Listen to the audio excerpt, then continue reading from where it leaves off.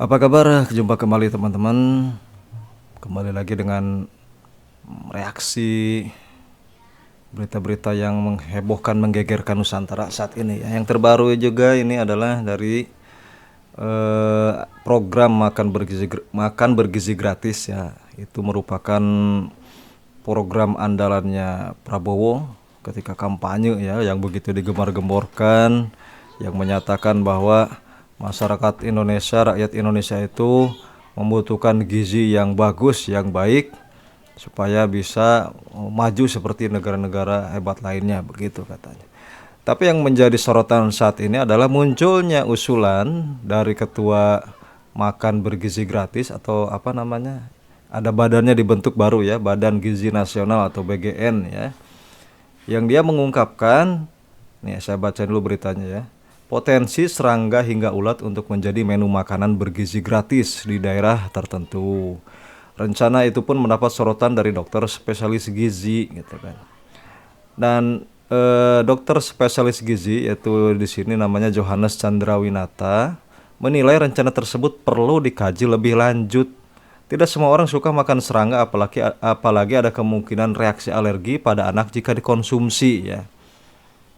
Ya sebenarnya bagi pemahaman orang yang mau kritis ya, secara sederhana aja lah sudah langsung bisa kita ambil garis merah bahwa sebenarnya makan ulat bulu, makan ulat apa namanya, sagu dan sebagainya, serangga dan sebagainya, itu kalau saya pribadi ya punya pendapat dan saya berani mengatakannya bahwa mereka sebenarnya hanya karena menunjukkan hal tersebut kurang makmur bagi saya. Seandainya mereka uangnya banyak atau makmur, mereka akan lebih memilih makanan yang jauh lebih enak dan lebih layak daripada ulat, daripada serangga dan lain sebagainya. Walaupun tidak tertutup kemungkinan mungkin ada yang memang menyukainya secara rasa atau apalah, tapi saya yakin jumlahnya sedikit dan jauh lebih banyak jumlahnya yang menyukai, seandainya punya uang, menyukai makanan yang lebih baik daripada itu, lebih layak dibanding dengan ulat tersebut ya. Seperti apa sih ulat sagu itu? Nih kita lihat nih. Ini yang seandainya dikasihkan ke anak-anak kita ya, makanan kayak ini di sekolah, nah, kira-kira para orang tua gimana nih? Nah ini nih. Itu kayak ulat sagu, diantaranya dia berasal dari pohon sagu. Ada juga ulat bakau gitu kan. Memang apa namanya, tidak di setiap daerah ada, tetapi tetap saja makanan ulat sagu itu merupakan makanan yang memang kondisinya yang adanya itu gitu. Pak, maksud saya nggak, seandainya orang-orang tersebut di daerah tersebut kehidupannya makmur, apa namanya, punya pendapatan yang masuk akal, dan bisa memenuhi keinginan dan kebutuhan mereka terutama, saya percaya mereka akan lebih memilih, lebih prepare untuk mencari makanan yang seperti halnya di daerah-daerah lain yang memang secara ekonomi lebih maju atau lebih layak gitu kan. Walaupun kembali saya ulang, tidak tertutup kemungkinan mungkin ada yang secara pribadi menyukai karena punya rasa yang khas dan lain sebagainya. Tetapi saya yakin, saya percayalah itu minoritas. Yang mayoritasnya kalau mereka punya rezeki ya lebih, kehidupannya lebih layak, mereka akan memilih mengkonsumsi makanan yang lebih baik daripada ulat ataupun serangga gitu. Jadi intinya secara umum saya sendiri berpendapat makan makanan yang bisa digolongkan ekstrim kayak begini tuh ya utamanya dikarenakan keadaan yang memang terpaksa mereka memakan itu, dan akhirnya ya karena terpaksa dan sering jadi terbiasa gitu kan. Saya percaya kalau mereka ini kemudian pindah ke tempat-tempat yang ekonominya lebih maju ya, kondisinya lebih stabil, apa namanya, banyak terdapat beraneka ragam makanan yang jauh lebih layak daripada ini, mereka akan berkurang mengkonsumsi seperti ini, bahkan mungkin lama-lama bisa berhenti ya kan. Nah, ini kan karena kondisional saja.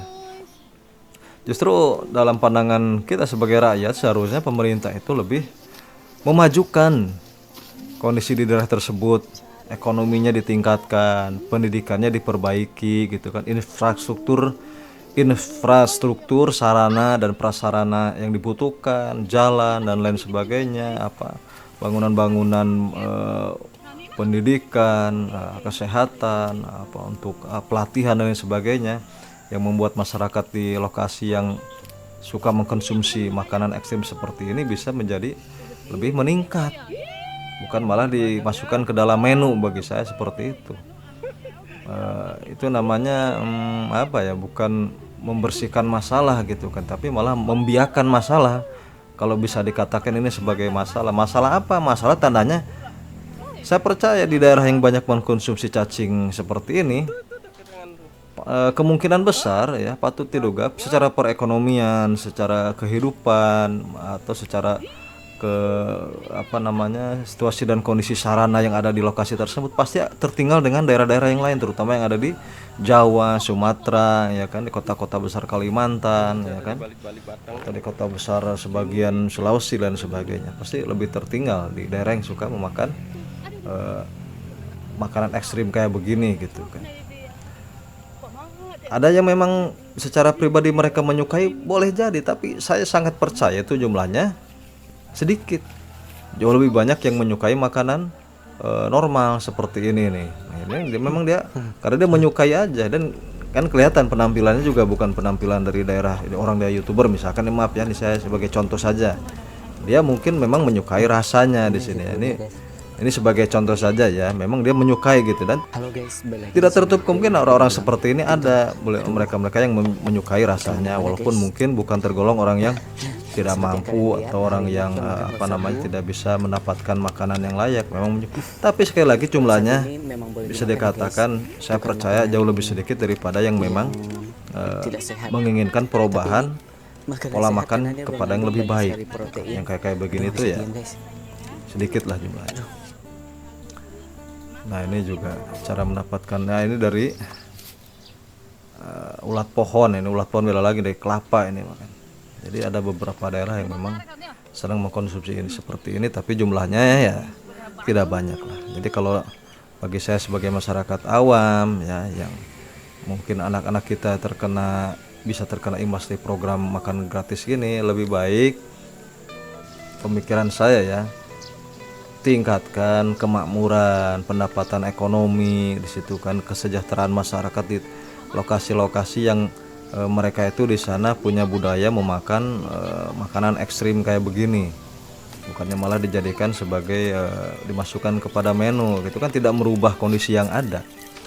Ya, harusnya diperbaiki gitu kan, supaya kalau bisa dikurangi atau bagusnya tuh diganti dengan makanan yang jauh lebih layak, dengan cara apa? Meningkatkan ekonomi mereka gitu kan. Jangan lagi beralasan sana kan terbiasa makan begini. Mereka terbiasa karena memang tidak ada pilihan lain, kemungkinan seperti itu. Lama-lama aja terbiasa. Kalau ada pilihan yang lain, dikarenakan mereka punya rezeki atau punya pendapatan yang lebih layak, saya percaya ya akan memilih yang lebih baik. Ya mungkin itu saja dari saya ya. Mudah-mudahan ya, siapa tahu pemerintah kita nggak sengaja nonton video ini kemudian memperhatikan dan mengambil manfaat yang bisa mereka ambil gitu kan. Dan saya percaya sebenarnya mungkin suara-suara seperti begini ya tahu juga lah pemerintah, tapi entah kenapa aja saya bingung kok lebih memaksakan seperti itu tadi ya, tetap dijadikan sebagai menu. Baiknya sih perbaiki ekonomi di daerah tersebut gitu kan. Sarana segala macam tuh, Jokowi dulu kan suka bikin jalan segala macam, kenapa juga nggak dilanjutin sekarang kan, sarana lain sebagainya, pendidikannya gitu kan. Jangan sampai malah jadi dana-dana dari pemerintah atau dari rakyat asalnya itu malah menguap nggak jelas ya, takutnya jadi kayak kasus 300 triliun kemarin kan, itu duit rakyat itu kayaknya tuh, dari sumber daya alam ya milik bangsa, bukan milik negara, milik bangsa lah, termasuk milik kita udah,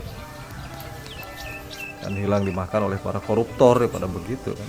Sayang, itulah salah satu budaya yang mengerikan, malah ini sudah jadi budaya yang mengerikan ya, terutama orang-orang yang punya akses, yaitu adalah korupsi, rampok resmi, rampok berdasi bahasanya begitu, yang jumlahnya bisa mengerikan, bisa lebih merusak daya rusaknya kepada ekonomi masyarakat, tapi hukumannya bisa paling ringan. Jadi korupsi ini seperti kejahatan yang mulia, koruptor itu seperti penjahat yang terhormat gitu kan, aneh ya. Aduh, itulah negeri kita ya. Oke, gitu dulu guys ya. Selamat menjalankan aktivitas.